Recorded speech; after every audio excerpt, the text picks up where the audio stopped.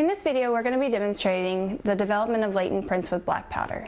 Now, latent prints are mainly moisture and oils, and that's what the black powder is going to be developing. So let's go ahead and show you everything that we're going to be using, and then we'll do a demonstration for you. So the tools that we'll be using today for our latent print development are our fiber brush,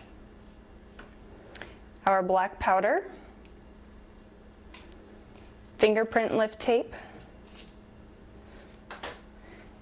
We have fingerprint cards that we will transfer the print that we lift onto. And of course a pair of scissors for the tape.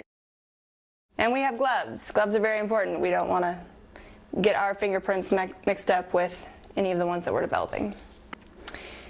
So when working with black powder, I like to use a spare sheet of clean white paper or lined paper, whatever you have. It makes it easier to not get too much black powder on your brush, and it makes for a little bit easier cleanup.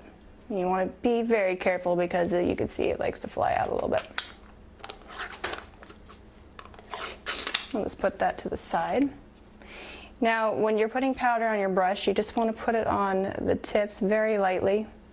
You don't want to, mash it in there. And you want to shake it to get anything extra off. You don't need a whole lot of black powder when you're developing prints, as you will see. Now, there's a couple of different ways that people like to use as far as brush strokes go. Some people like to go in a back and forth motion, or some people like to twirl. I prefer the twirling method just because I think that it, especially when developing loops and whirls, you kind of get more of an all-encompassing, it gets it on every side of the ridge detail, and I just feel like it turns out a better print. So when you're doing this, you don't want to make too much contact. You just want to go in a nice, easy, back and forth twirling method.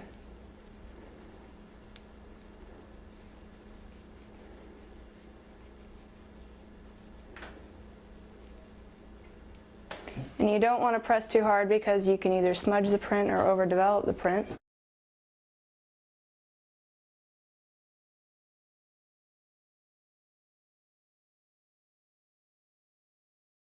And what we have here, you can see there's some nice 3 distinct prints right there. Looks like those are developed quite well, and we're going to go ahead and lift those with our lift tape. When you're doing this, obviously you don't want to touch the bottom of the lift tape, otherwise you'll get smudges and whatnot, and we'd like a nice clear print. So what I'm going to do here is lay this on its side.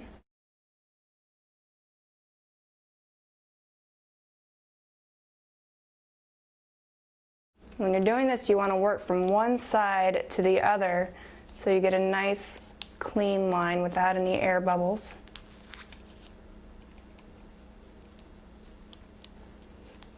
Okay, just want to make sure that you've got that nicely in contact with your prints. And then you go ahead and lift.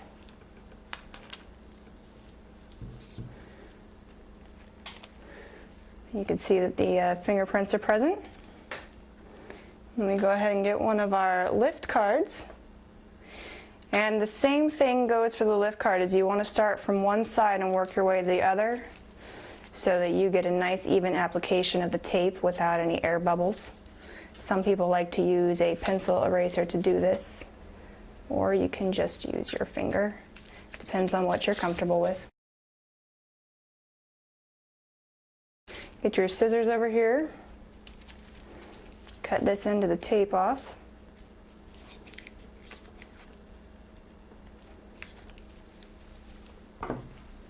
Smooth that down.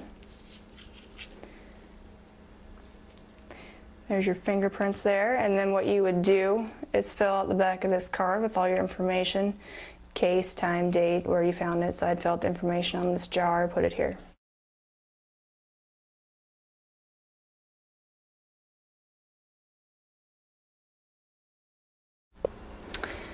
And let me demonstrate how, when you're using this extra piece of paper here, how it makes it a little bit easier to return your unused portion back into the jar, as long as it hasn't been contaminated by anything. And you can save all of your unused powder. Taps it all in there. And there you have it. Seal that up for next time. For more information on fingerprinting and other crime scene investigating techniques, please visit our website at the Crime Scene Investigator Network. Thank you.